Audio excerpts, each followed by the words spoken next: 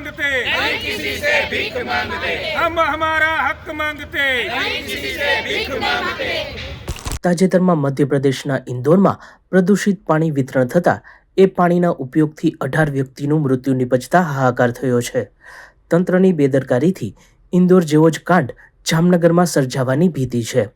Patel colony 9 number તથા 10 number વિસ્તારમાં પ્રદૂષિત પાણીનું વિતરણ થતું હોવાની રાવ ઉઠી છે. છેલ્લા ઘણા દિવસોથી સ્થાનિકો આ સમસ્યાથી પીડાઈ રહ્યા છે. આજે સ્થાનિકો પ્રદૂષિત પાણીના સેમ્પલ લઈ કોંગ્રેસી આગેવાનો સાથે કમિશનરને રજૂઆત કરવા પહોંચ્યા હતા. લોકોના જીવ પર જોખમ હોય આ મુદ્દે તાત્કાલિક પગલાં લેવાની માંગ ઉઠી છે.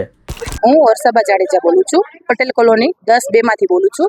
આજે અમારે 15 દિવસથી પાણી ગંદુ આવે છે, ગટરનું આપે છે. 15 દિવસથી પાણી ગંદુ આવવાથી નાના બાળકોથી વૃદ્ધો પણ બીમાર પડ્યા છે. અત્યારે અમારે 4 બનાવ બન્યા છે અને આગળ સંખ્યા વધતી જાય છે.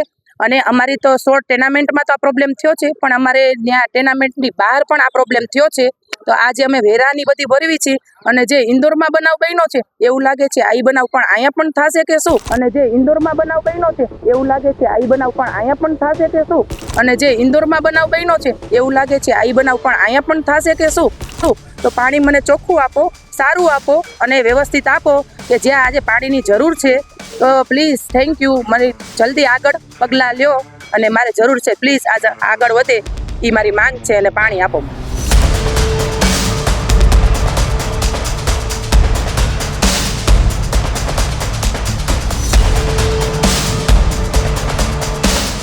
આજરોજ જિલ્લા કોંગ્રેસ સમિતિ દ્વારા વોર્ડ નંબર 2 તથા 3ની અલગ અલગ મુદ્દે રજૂઆત કરવામાં આવે, જેમાં ખાસ કરીને વોર્ડ નંબર 9ના છેડે પટેલ કોલોની વિસ્તાર વોર્ડ નંબર 3માં ગટરનું ગંદુ પાણી આવે છે તેવી ફરિયાદ સેમ્પલ સાથે લઈને આવ્યા છે.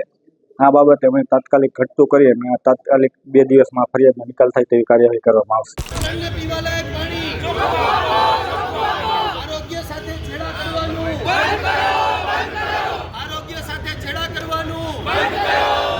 દેવભૂમિ દ્વારકા જિલ્લા ખાતે અસામાજિક પ્રવૃત્તિઓમાં અંકુશ મેળવવા માટે તેમજ જે ગુનેગારો, રીઢા ગુનેગારો હોય છે, જેની ગુનાહિત ઇતિહાસ હોય છે, તેવા લોકોને કંટ્રોલમાં રાખવા માટે દેવભૂમિ દ્વારકા જિલ્લાના માનનીય એસપી સાહેબ તેમજ માનનીય કલેક્ટર સાહેબના સંયુક્ત કામગીરી અન્વયે 5 શખ્સો જે છે તેમના વિરુદ્ધ પાસા તળે કાર્યવાહી કરવામાં આવેલી છે, જેમાં પાસા એક્ટ હેઠળ 5 જણાની ધરપકડ કરવામાં આવેલી છે.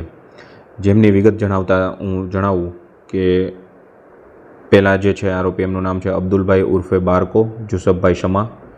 બીજા છે રિઝવાનભાઈ ઉર્ફે આમીન ઉર્ફે કાર્યો, નૂર મહમદભાઈ ગુગા, સલીમભાઈ ઈશાકભાઈ સુમણિયા, ફારૂકભાઈ મુસાભાઈ ઘાવડા, ઓસમાણભાઈ ઉર્ફે ભુટ્ટો, જુસફભાઈ ગુગા. આ 5 આરોપીઓને રાજ્યની અલગ અલગ જેલોમાં ધરપકડ કરીને તેમને જેલ હવાલે કરવામાં આવેલા છે. તેમજ આ તમામ 5 આરોપીઓના ગુનાહિત ઇતિહાસ ધરાવેલા છે. આ 5 આરોપીઓ રિસેન્ટલી એક ગૌવંશની કતલના ગુનામાં ધરપકડ પણ કરાયેલી હોવાનું જણાયેલ છે, જેથી તેમના વિરુદ્ધ કડકમાં કડક કાર્યવાહી કરવામાં આવેલી છે. દેવભૂમિ દ્વારકા જિલ્લા પોલીસ તેમજ માનનીય કલેક્ટર સાહેબની સંયુક્ત કામગીરીથી આ તમામને જેલ હવાલે સોંપવામાં આવેલ છે. સચોટ સમાચારો સૌથી ઝડપી મેળવવા માટે અમારી ચેનલને સબસ્ક્રાઇબ કરો.